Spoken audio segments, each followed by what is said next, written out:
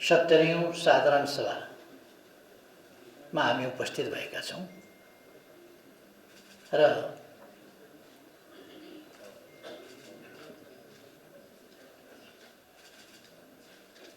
यी सफलताका 70 वर्ष ठान्छु म। 70 वर्ष अघि नेपालको अवस्था के थियो, आज के छ? अवश्य ठूलो परिवर्तन आएको छ देशमा र आज हामी एउटा नयाँ उद्देश्य, नयाँ संकल्प, नयाँ अठोटका साथ सम्पूर्ण क्षेत्रहरूबाट राष्ट्र निर्माणको एउटा अभियानमा जुटेका छौं। यस घडीमा हामी जुन जुन कार्यक्षेत्रमा, जुन जुन पेशा व्यवसायमा भए पनि राष्ट्र निर्माणको साझा अभियानमा जुटेका छौं। नेपाल चेम्बर अफ कमर्सले जो नेपालको उद्योग वाणिज्य क्षेत्रको सबभन्दा पुरानो र यो एक ढङ्गले भन्ने हो भने यस क्षेत्रमा संगठित ढङ्गले अगाडि बढ्नुपर्छ भन्ने कुराको मार्गदर्शन गर्ने सबभन्दा पायोनियर संस्था हो। यस संस्थाको 70औं साधारण सभाको यस सुखद अवसरमा म यस सभाको सफलताको निम्ति हार्दिक शुभकामना भन्न चाहन्छु। सफलताका वर्षहरू पार गरेर यहाँ आइपुगेकोमा बधाई भन्न चाहन्छु। आगामी दिनहरू सफल हुन सकुन् अझ शुभकामना भन्न चाहन्छु। यी बितेका वर्षहरूमा चेम्बर अफ कमर्सको नेतृत्व लिएर राजेश काजी श्रेष्ठजीले जसरी चेम्बरलाई पुनर्ताजगी, पुनर्जीवन, पुनर्गति प्रदान गर्नुभयो, अत्यन्तै प्रशंसनीय छ। म उहाँलाई हार्दिक बधाई भन्न चाहन्छु र उहाँका आगामी दिनहरू अझ ठुल्ठुला सफलताका दिनहरू हुन सकुन् र उहाँले जुन काममा हात हाल्नुहुन्छ त्यो सफलतापूर्वक सुसम्पन्न हुन सकोस्, उहाँले देशलाई अझ बढी योगदान गर्न सक्नुहोस्। धेरै धेरै शुभेच्छा पनि व्यक्त गर्न चाहन्छु। यस घडीमा यस साधारण सभाबाट नेतृत्व परिवर्तन हुने होला, मैले त्यही सुने। आउनेवाला नेतृत्वलाई म धेरै धेरै शुभकामना भन्न चाहन्छु र म नेपाल सरकारको तर्फबाट उहाँ मार्फत सम्पूर्ण चेम्बर अथवा चेम्बरको आगामी नेतृत्व मण्डली र सम्पूर्ण उद्योग व्यवसायी मित्रहरूलाई भन्न चाहन्छु, चेम्बरलाई सफल हुनका निम्ति सरकारको तर्फबाट के गर्नुपर्छ ती काम गर्न सरकार तयार छ। नेपालको उद्योग र वाणिज्य क्षेत्रलाई सफलतापूर्वक अगाडि बढाउनका लागि जे गर्नुपर्छ ती कामहरू गर्न नेपाल सरकार तयार छ। किनभने देशको विकास, देशका सामाजिक जीवनका विविध क्षेत्रहरू हरेकको विकासबाट मात्रै सम्भव छ। हरेक व्यक्तिको विकास, हरेक क्षेत्रको विकास हरेकबाट मात्रै सम्भव छ।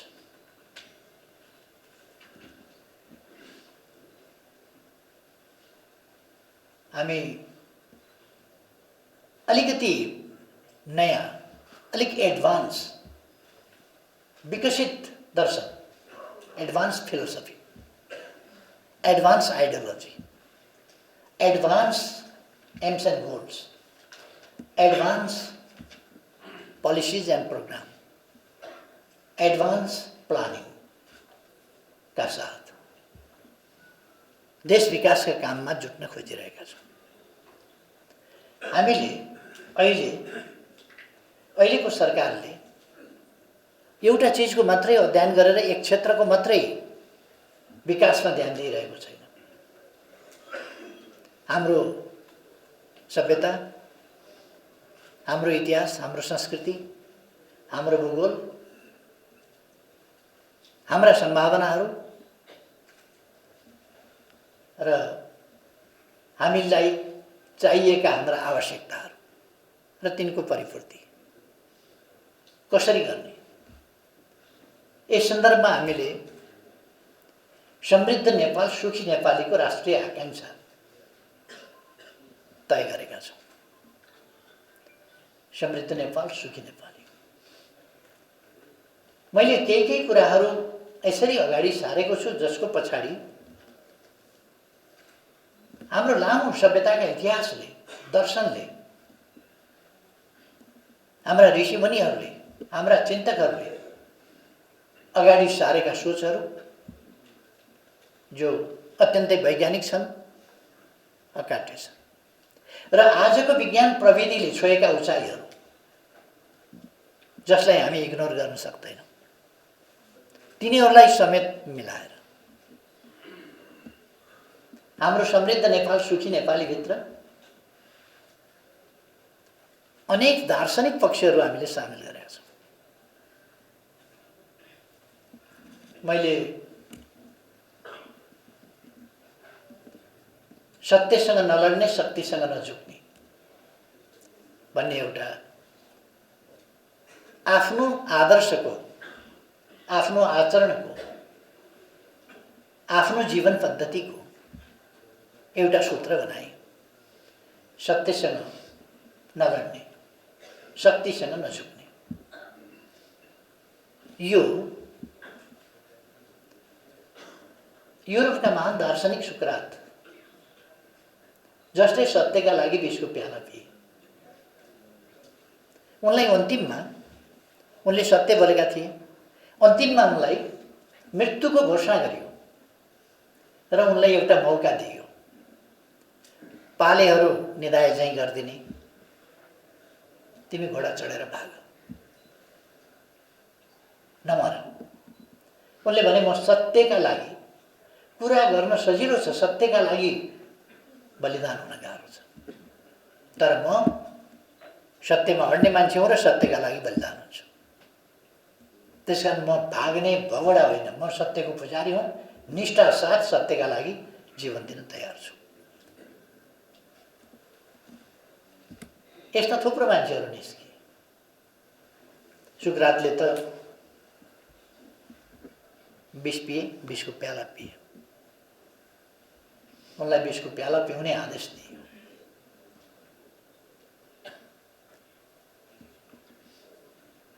उनले मृत्युदण्ड कसरी दिने भन्दाखेरि पनि उनले तरिकाहरू बताएका थिए। मृत्युदण्ड दिने 3टा उपाय छन्। मेरो शरीर मात्रै मार्ने हो भने झुन्ड्याएर मार्न सकिन्छ, घोचेर मार्न सकिन्छ, अरू हिसाबले मार्न सकिन्छ। विषको प्याला पियाएर मार्न सकिन्छ। तर मलाई यदि सम्पूर्ण रूपमा मार्ने हो भने चाहिँ यो न्यायाधीशको कुर्सीमा मलाई राखिदिनुपर्छ। जो असत्यको पक्षधर छ त्यो कुर्सीमा लगेर मलाई राखिदिने हो भने, न्यायाधीश बनाइदिने हो भने म भौतिक रूपमा पनि मर्छु, इमानको हिसाबले पनि मर्छु। त्यसकारण म त्यो मृत्यु बाहेक अरू चाहिँ त्यो न्यायाधीशको कुर्सी बाहेक अरू जुन प्रकारको मृत्यु दिन्छ, विषको प्याला, फाँसी, अरू प्रकारको अन्याय थियो। त्यो दर्शनदेखि लिएर हाम्रो पूर्वीय दर्शनका, चाहे इन द लङ रन सत्यले जित्छ भन्ने कुरा अशोक स्तम्भमा भनौँ हामी, सत्यमेव जयते। शैव दर्शनबाट योग आउँछ, योगबाट त्यसपछि साङ्ख्य दर्शन आउँछ। शैव दर्शन, साङ्ख्य दर्शन हुँदै आएर पातञ्जलिले अष्टाङ्ग योग बनाए। अष्टाङ्ग योगको 8 अङ्ग छन्। त्यसमा पहिलो अङ्ग हो यम। यमका 5वटा सूत्र छन्। त्यो 5वटा सूत्रमध्ये पहिलो सूत्र हो सत्य। र सत्यको अवलम्बन गर, असत्यको अवलम्बन नगर। असत्य शक्तिको रूपमा आउँछ भने शक्तिलाई मान्न परेन, सत्यलाई मात्रै मान। जहाँ सत्य छ त्यसलाई फलो गर। राजनीति जब इमानबाट चिप्लिन्छ, राजनीति जब सत्यबाट चिप्लिन्छ, राजनीति जब आफ्ना स्वार्थको वकालत गर्न थाल्छ, राजनीति जब राष्ट्रिय हितहरू, जनताका हितहरू र सर्वै भवन्तु सुखिन, सबै सुखी हुन् भन्ने मूल मन्त्रबाट विचलित हुन थाल्छ, आफ्ना स्वार्थमा केन्द्रित हुन थाल्छ, तब देश ओह्रालोतिर लाग्छ अथवा देश अगाडि बढ्न सक्दैन। अहिलेसम्म देश किन अगाडि बढेन उहाँले भर्खर भन्नुभयो। यति सुन्दर, यति प्राकृतिक हिसाबले सम्पन्न देश किन अगाडि बढ्न सकेन भने जब नेतृत्वकर्ता भनेको राजनीतिज्ञ ती चाहे राजा महाराजा हुन्, चाहे श्री 5 हुन्, चाहे श्री 3 हुन् अथवा श्री 1 हुन्, जुनसुकै लेखे पनि ती शासकहरू यदि जब सत्यको मार्गबाट, देश र जनताको सेवाको मार्गबाट, निस्वार्थताको मार्गबाट, इमानको मार्गबाट जब विचलित हुन्छ, हाम्रो पूर्वीय दर्शनले सबभन्दा पहिले दिएको कुरा इमानको कुरा हो। व्यापारीलाई पनि इमान अपनाउन गाह्रो छ, राजनीतिज्ञलाई मात्रै गाह्रो होइन, व्यापारीलाई पनि गाह्रो छ इमान अपनाउन। सत्यको मार्ग हिँड्न सजिलो छैन। मेरो आग्रह छ राजनीतिज्ञ पनि इमानदार हौँ, व्यापारी पनि इमानदार हौँ, उद्यमी पनि इमानदार हौँ, सबै इमानको मार्गमा जाउँ। त्यसो भयो भने देश बन्छ। मैले त्यसै कारण भनेको हुँ, सरकारको उद्देश्य राष्ट्र निर्माण हो, देशलाई समृद्धिको बाटोमा लाने हो, समृद्ध नेपाल बनाउने हो र नेपाली जनतालाई सुखी बनाउने।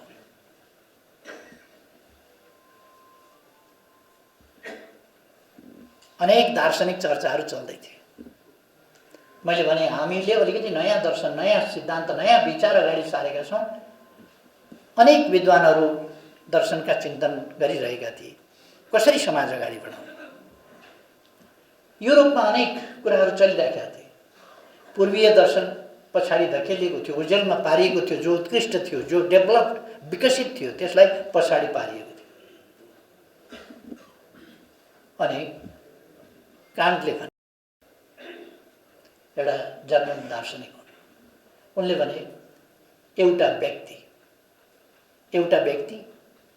एउटा भन्दा कमी पनि होइन, एउटा भन्दा बढी पनि होइन, एउटा व्यक्ति। A person is a person, a single person is a single person. कहिले कहिले भयो नि, अहिले पनि कहीँ छ, कुनै कुनै कानुन सानुनमा छ, अहिले पनि पुरुषको भोट 4वटा गरिने, महिलाको भोट एउटा मात्रै गरिने, कहीँ छ त्यस्तो चलन। गलत। कान्टले त्यसै बेला भने a person is a single person, he is no more than a single person, no less than a single person. त्यसकारण ऊ एउटा person is a single person, बराबर। त्यसकारण हामीले अपनाएको विभिन्न अभ्यासहरूमध्ये no one should be left behind. कोही पनि पछाडि छोडिनु हुन्न, सबै अगाडि बढ्नुपर्छ। त्यसकारण समृद्ध नेपाल, सुखी नेपाल, यो फिलोसफी, यो आइडियोलोजी, यी मूल्यहरू र त्यसका निम्ति अनेस्टली प्रयासहरू गर्ने, यो कुराहरू तपाईँहरूलाई लाग्ला। कतिपयलाई राजनीतिज्ञ मान्छे व्यापारीका बिचमा धार्मिक कुरा गर्न थाल्यो, तपाईँहरूलाई लाग्न पनि सक्छ। देशको विकास, समुचित विकास, विकासको प्रतिफलको समुचित वितरण, जहाँ भोकमरी छैन, विकास भयो भने नै भोकमरी हुँदैन। जहाँ भोकमरी छैन, जहाँ दुःख छैन, जहाँ अभाव छैन, हामीले त्यही बनाउन खोजेका होइनौँ। त्यसकारण यो व्यापारसँग सम्बन्धित छ, यो उद्यमसँग सम्बन्धित छ, यो निर्यातसँग सम्बन्धित छ, यो हाम्रा अनेक प्रश्न, हाम्रो उपभोग्य ट्रेन्डहरू, हाम्रा ट्रेन्ड्स, अनेक प्रकारका ट्रेन्ड्सहरूसँग यो सम्बन्धित छ। त्यसकारण हामीले त्यस हिसाबले जानु पर्दछ भनेर हामी राष्ट्र निर्माणको सन्दर्भमा हामी एउटा नयाँ अभियानमा जुटेका छौँ। मैले पहिलोपल्ट प्रधानमन्त्री हुँदा अलिकति सुरु गरेको थिएँ। तर त्यसमा जबरजस्त ब्रेक लगाइयो, जबरजस्त ब्रेक। फेरि यता आएपछि कहिले स्टियरिङ खोज्न खोज्ने, कहिले ब्रेकमा खुट्टा हाल्ने, घुसारेर यसरी परबाट राखियो। दुईटा पाइलट, दुईटा ड्राइभर, अनि छेउकोले पो स्टियरिङ चलाउनु, कतातिर हाल्दिन खोज्छ, ब्रेकमा खुट्टा हालिदिन्छ, एक्सिलरेटर दबाउनै दिन्न। तर हामी त्यही व्यवधानहरूलाई पन्छाउँदै अगाडि बढेका छौँ र निश्चित रूपमा अबको जागरण जुन तहमा पुगेको छ, नेपाली जनताको जागरण जुन ठाउँमा पुगेको छ, त्यस ठाउँबाट अब देश पछाडि फर्कन सक्दैन। एक तहको जागरण यस्तो चिज हो, मान्छे त मान्छे हुन्छन्, मान्छे तिनै मान्छे त्यहाँ हुन्छन्, तिनै गौरवपूर्ण इतिहास बोकेका मान्छेहरू हुन्छन्, तिनै असाधारण क्षमता बोकेका मान्छेहरू हुन्छन्, तर ती निष्प्रभावी भइराखेका हुन्छन्। जब उनीहरूमा चेत जाग्छ, अघि श्रेष्ठज्यूले राख्नुभयो नि अलिकति, म गरिब घरानाबाट उठेर आएको, गरिबको छोरो, विकास गरेको, उहाँमा एउटा चेतना आयो, एउटा सङ्कल्प आयो, एउटा अठोट आयो। उहाँले आफ्नै जीवनमा गरिबीलाई पछारेर आज 10-12वटा उद्योगको मालिक हुनुभयो। सकिँदो रहेछ। तर पहिलो के भनेदेखि आफूभित्र अन्तर्निहित आफ्नो पोटेन्सियललाई बुझ्नु पर्यो, चिन्नु पर्यो। नेपालमा के पोटेन्सियल छ, नेपालीसँग के पोटेन्सियल छ, हामीले त्यो पहिले पोटेन्सियल चिन्नु पर्यो, हामीसँग के छ। एउटा इतिहास छ, तर एउटा देशलाई बर्बादीबाट जोगाउनका निम्ति आत्मसम्मान, आत्मविश्वासका साथ जब नागरिक उठ्छ, तब 16 टुक्रालाई एकै जर्मनी बनाउन सकिने रहेछ र एकै ठाउँ ल्याउन सकिने रहेछ। अविकसित जर्मनीलाई विकसित बनाउन सकिने रहेछ। के गर्छन् भगवानले भनेर हेर्ने मात्रै कुरा भएन। हामीले गर्नुपर्छ, हामीले गर्नुपर्छ, हामीले देश विकास गर्नुपर्छ। हामी सक्छौँ। कसले गर्छ भन्दा म गर्छु भन्न सक्नुपर्छ। हामीले कसले बनाउँछ देश भन्दा म बनाउँछु। कसले बनाउँछ मेरो देश, म बनाउँछु मेरो देश। हामी हरेकमा हुनुपर्छ। त्यो सबै कुरा हामीले गर्न सक्दैनौँ। मैले गर्ने काम आफ्नो छ, तपाईँले गर्ने काम आफ्नो छ, तपाईँले गर्ने काम आफ्नो छ। तपाईँ एकजनाले एउटा उद्योग चलाउनुहुन्छ, अर्काले अर्को उद्योग चलाउनुहुन्छ, अर्काले अर्को व्यापार गर्नुहुन्छ, अर्काले अर्को व्यवसाय गर्नुहुन्छ। हरेक ठाउँबाट हामी उठ्छौँ, हरेक ठाउँबाट देश उठाउँछौँ। कचन कवलको कुनो, कञ्चनजङ्घाको कुनो, व्यास हिमालको कुनो, ओम हिमालको कुनोदेखि लिएर कञ्चनजङ्घाको कुनोसम्म, दक्षिणका कुनाहरूदेखि उत्तरका कुनाहरूसम्म सबै कुनाबाट, हिमाल, पहाड, तराई, पूर्व पश्चिमबाट हामीले नेपाल उठाउँछौँ। आफ्नो ठाउँबाट, तपाईँहरू आफ्नो ठाउँबाट नेपाल उठाउँदै हुनुहुन्छ। तपाईँहरूका यी प्रयासहरूलाई म सराहना गर्न चाहन्छु।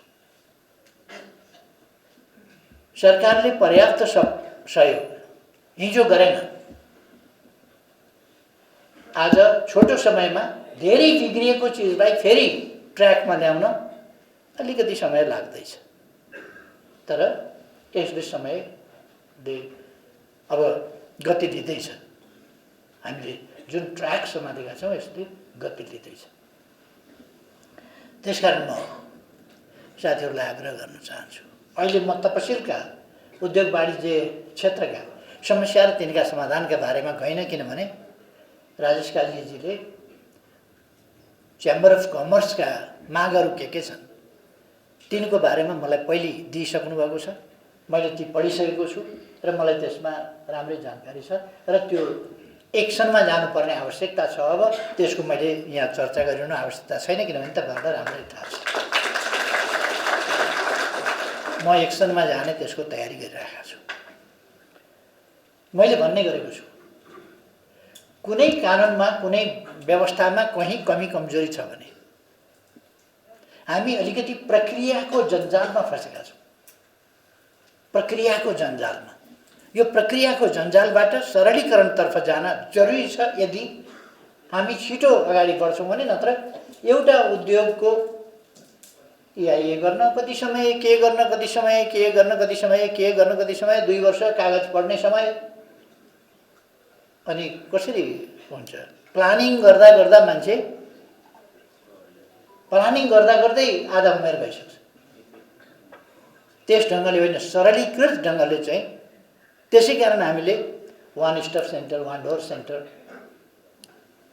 विधिहरू अपनाएका छौँ। वान स्टप सेन्टरका इफेक्टिभ भइहालेको छैन होला, त्यसलाई हामी इफेक्टिभ बनाउँछौँ र सरलीकरण गर्छौँ यी प्रक्रियाहरूलाई, प्रक्रियाको जन्जालबाट। अर्को के भनेदेखि ब्युरोक्रेटिक हर्डल्स, यो प्रक्रियाको जन्जालभित्र पर्ने कुरा हो यो ब्युरोक्रेटिक हर्डल्स पनि। यसलाई पनि सरलीकृत गर्ने, यसमा हामीले अलिकति सिस्टमकै बारेमा, अलिकति प्रोसिड्योरकै बारेमा रिथिङ गर्न जरुरी छ। व्यक्तिलाई मात्रै दोष लगाएर हुने स्थिति छैन। त्यसकारण म आग्रह गर्न चाहन्छु, तपाईँहरू ढुक्क हुनुहोस्। तपाईँहरूले आफूले चिनेका जानेका साथीहरूलाई प्रेरित गर्नुहोस् कि रोजगारीका अवसर सिर्जना गर्ने र उत्पादन र उत्पादकत्व वृद्धि गर्ने कामहरूमा लगाउँ। उत्पादकत्व वृद्धि प्रत्यक्ष गर्दैन भने त्यसले परोक्ष रूपमा टेक्नोलोजी प्रोभाइड गरेर, साइन्स एन्ड टेक्नोलोजीको माध्यमबाट त्यसलाई अगाडि बढाउन मद्दत गर्छ भने त्यसलाई हामी प्रयोग गरौँ, त्यसमा लागौँ हामी। त्यसकारण हामी आफै हाम्रा रिसोर्सहरूलाई मोबिलाइज गरेर अगाडि बढौँ। हामी आफै टेक्नोलोजीको डेभलप गरेर अगाडि बढौँ। हाम्रा रिसोर्स अथवा हाम्रो फाइनान्सियल क्यापेसिटी अथवा हाम्रो टेक्नोलोजी, हामीले डेभलप गरेको, हामीले एक्वायर गरेको टेक्नोलोजीले पुग्दैन भने हामी त्यो टेक्नोलोजी ट्रान्सफर पनि गर्न सक्छौँ, इम्पोर्ट पनि गर्न सक्छौँ। इन्भेस्टमेन्ट र टेक्नोलोजी, हामीले आयात गर्ने कुराहरू ती हुन्, इन्भेस्टमेन्ट र टेक्नोलोजी। उत्पादित वस्तु, उपभोग्य वस्तु हामीले आयात गर्ने होइन। अब जहाँसम्म अति जरुरी छ त्यो त हालका लागि आयात गर्नै पर्यो, तर हाम्रा निम्ति आयात नगरी नहुने कुरा बाहेक हामीले अननेसेसरी चिजहरू आयात गर्न हुँदैन।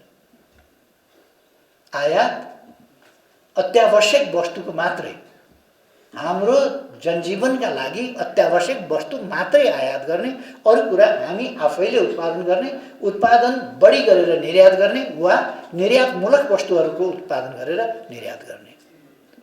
उत्पादन बढाएपछि, आयात कम गरेपछि, अनावश्यक वस्तुहरू आयात कम गर्यो भने, अहिले पनि यदि हामीले अनावश्यक वस्तुहरू आयात गर्न छोड्यौँ भने, अनावश्यक उपभोग गर्न छोड्यौँ भने हाम्रो व्यापार असन्तुलनमा सकारात्मक प्रभाव आइहाल्छ। हामीले उत्पादन र उत्पादकत्व वृद्धि गऱ्यौँ र हाम्रो आफ्नो उपभोग्य सामग्रीहरू आफैले उत्पादन गऱ्यौँ भने व्यापार सन्तुलन अनुकूलतातिर, पोजिटिभ डिरेक्सनमा गइहाल्छ। हामीले निर्यात गर्न थाल्यौँ आफ्नो प्रोडक्सन बढाएर अथवा निर्यातमूलक आइटमहरू बनाउन थाल्यौँ भने हामी अवश्य नै हाम्रो व्यापार घाटा सन्तुलनमा आउने बित्तिकै हाम्रो वैदेशिक मुद्रा सञ्चिति, त्यसको अर्थ हाम्रो मुद्रास्फीतिमा चाहिँ सकारात्मक स्थिति आउँछ। यसका मल्टिपल इफेक्ट्स अर्थतन्त्रमा पर्छन् नै। त्यसो भएको हुनाले हामी प्लान्ड वेबाट राष्ट्रको आवश्यकता अनुसारका उद्योगहरू स्थापना गर्ने, जसले रोजगारी प्रदान गर्न सकोस् बढीभन्दा बढी, जसले बढीभन्दा बढी उत्पादन दिन सकोस् र जसले बढीभन्दा बढी आयात प्रतिस्थापन गर्न सकोस्, निर्यात वृद्धि गर्न सकोस्। यी केही सूत्रहरू अनुसार हामीले इन्भेस्टमेन्ट गऱ्यौँ भने अथवा हामीले इन्भेस्टरहरू बोलायौँ र उनीहरूको पनि सेफ्टीका लागि हामीले जोइन्ट भेन्चरहरू गऱ्यौँ भने त्यसले पनि हामीलाई चाहिँ राम्रो हुन्छ। अब म धेरै समय नलिउँ, म हतार भएर भनेर मन्त्रीजीभन्दा अगाडि बोलेर भागिहाल्ने। त्यसो भएर हामीमा आत्मविश्वास चाहियो, हामी हाम्रो देश बनाउन सक्छौँ। अघि मैले जर्मनीको उदाहरण अथवा अरू कुराहरूको उदाहरण दिनुको अर्थ पनि त्यही हो कि हामीसँग आत्मविश्वास भयो भने, हामी गर्न सक्छौँ भन्ने कुरा भयो भने र हामीले सङ्कल्प गऱ्यौँ भने हामी गर्न सक्छौँ। त्यस कारण म सबै महानुभावहरूलाई आग्रह गर्न चाहन्छु, तपाईँहरू अगाडि बढ्नुहोस्। सरकार तपाईँहरूको साथमा छ। सरकार सँगसँगै, तपाईँहरू र सरकार सँगसँगै हामी अगाडि बढ्छौँ।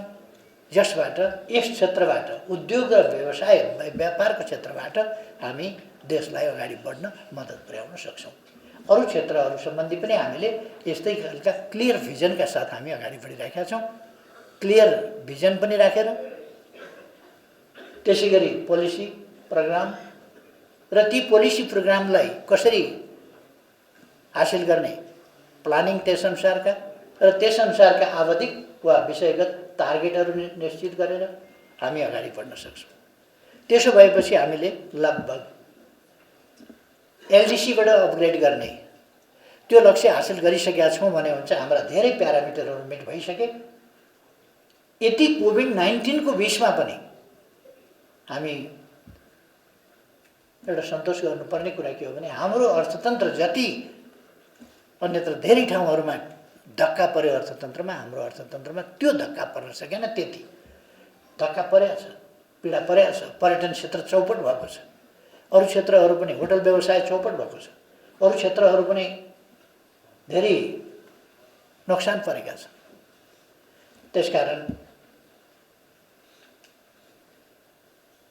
क्षति नभएको होइन, तर फेरि पनि हामीलाई चाहिँ त्यति धक्का परेको छैन जति विभिन्न देशहरूमा परेको छ। यो एउटा विश्वकै सङ्कटको रूपमा यो महामारी आएको छ र यस महामारीलाई हामीले नियन्त्रण त गरेका छौँ। अहिले फेरि दुनियाँमा नै एउटा दोहोरिएर प्रकट भइरहेको छ। भारतमा त हिजो मात्रै 1.25 लाख कि कति चाहिँ एक दिनमा 1.25 लाखको दरले बढ्यो भने त्यो त भयावह स्थिति हो। बोर्डर खुला छ, हाम्रो छिमेकी देश जससँग हाम्रो बोर्डर खुला छ, त्यताबाट सरसामान नल्याइकन, आवागमन नभइकन हाम्रो चल्दैन। कमसेकम उपभोग्य वस्तुहरूको आपूर्ति, तेल ल्याउनै पर्यो, अरू पेट्रोलियम ल्याउनै पर्यो, के ल्याउनै पर्यो, नुन ल्याउनै पर्यो, यो त हामीले ल्याउनै पर्ने कमसेकम न्यूनतम सामानभित्र पर्छ। हामी त नचाहिएका सामान पनि ल्याएर चाहिँ नचाहिएका कुरा खाने, नचाहिएका कुरा दल्ने, नचाहिएका कुरा लाउने, नचाहिएका कुरा के छ के नि हाम्रो नचाहिएका त कति गर्छौँ हामी आफ्नै उत्पादन गरे सजिलो हुने ठाउँमा। यस्तो सङ्कटका बेला पनि केही नभए हुने कुरा पनि हामी चाहिँ गर्छौँ। केही नगरे हुने कुरा पनि गर्छौँ। यस्तो सङ्कटमा डिटेलमा नजाउँ। अब कोभिड-19 सम्बन्धमा म साथीहरूलाई भन्न चाहन्छु, हाम्रो जनजीवनलाई ठप्प पनि नगरौँ, तर बाध्य भएर ठप्प पार्नुपर्ने स्थिति आउन सक्छ यदि हामी सावधान भएनौँ भने। हामी सावधान हुनुपर्छ। अहिलेदेखि डिस्टेन्स मेन्टेन गर्ने, मास्क लगाउने,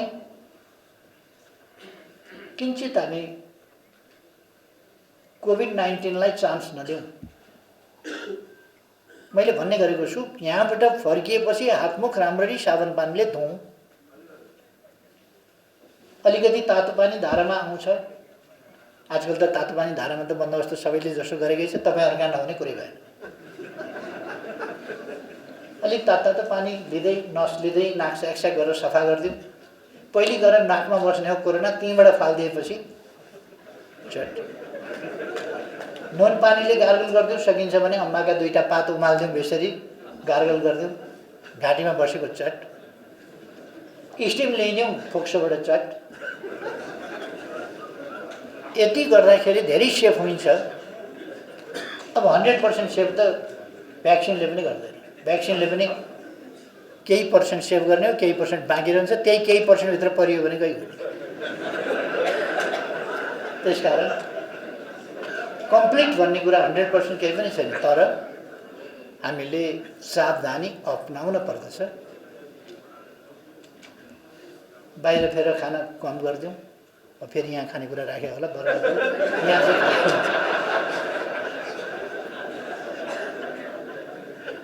ताजा खाना घरमै बनाएर खाने, मरमसला खाने हाम्रो चलन ठिकै छ, खान नहुने बिमारीलाई बाहेक मरमसला खाए हुन्छ। सुत्ने बेलामा बेसार पानी बेसार दुध खानुभयो भने राम्रो, धेरै राम्रो। खैर, हामी डिस्टेन्स मेन्टेन गर्ने, मास्क लगाउने जस्ता कुरा र सरसफाइमा, सरसफाइ भन्दा बाहिरको सरसफाइ मात्रै होइन कि नाकको सफाइ, घाँटीको सफाइ, यो कुराहरूमा पनि ध्यान दिउँ। किनभने पस्ने त्यहीँबाट हो, नाकबाट घाँटीबाट। एकैचोटि स्वाट्टै जाँदैन, फेरि त्यो बसी गर्न जान्छ। त्यसो भएर त्यसलाई हटाउन सकिन्छ।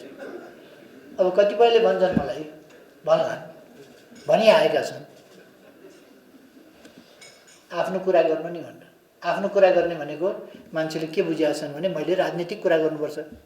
अनि तपाईँहरूसँग आएर मैले राजनीतिको के भन्ने सङ्गठनात्मक कुरा बताउने कि राजनीतिका दाउपेचका छन् नि, हामी यहाँ छौँ होला कुरा बताउने कि के बताउने? तपाईँहरूलाई लड्डु खान सिकाउने कि राजनीति के चाहिँ गर्ने? तपाईँहरूसँग त बिजनेसका कुरा गर्नु परेन, व्यापारका कुरा गर्नु परेन, उद्योग व्यवसायका कुरा गर्नु परेन, त्यही कुरा गर्नुपर्छ। अब कोभिड-19 छ, कोभिड-19 को बारेमा कुरै नगर्ने कसरी हुन्छ? कोभिड-19 ले देश आक्रान्त छ।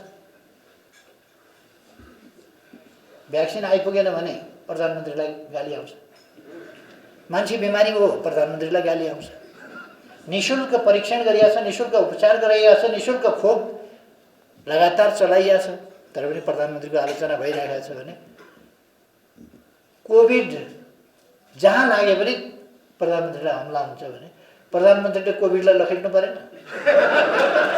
प्रधानमन्त्रीले पनि कोभिडलाई लखेट्छ। कोभिडले त जहाँ भए पनि प्रधानमन्त्रीलाई त लखेट्छ नि। त्यसो भएपछि प्रधानमन्त्रीले पनि कोभिड लखेट्नु पर्यो। मान्छेहरूले बुझ्दैनन् त्यो कुरा। अनि किन गर्यो कोभिडका कुरा भने खैर, म यहाँहरू सबैमा यहाँहरूको कारोबार सफल रहोस्, व्यवसाय सफल रहोस्, शुभकामना व्यक्त गर्न चाहन्छु। र यो 70औं वार्षिकोत्सव वार्षिक साधारण सभाको सन्दर्भमा फेरि एकपल्ट सफल कुशल डाइनामिक लिडरसिपका लागि राजेश काजी श्रेष्ठलाई बधाई दिन चाहन्छु। अब आउने लिडरसिपलाई बधाई तथा शुभकामना। राजेश काजी श्रेष्ठलाई देखाइदिने गरी सफल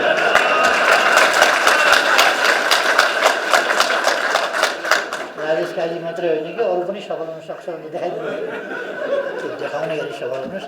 धेरै धेरै शुभकामना। मलाई आमन्त्रण गर्नुभयो, मौका दिनुभयो बोल्नका लागि धेरै धेरै धन्यवाद भन्न चाहन्छु।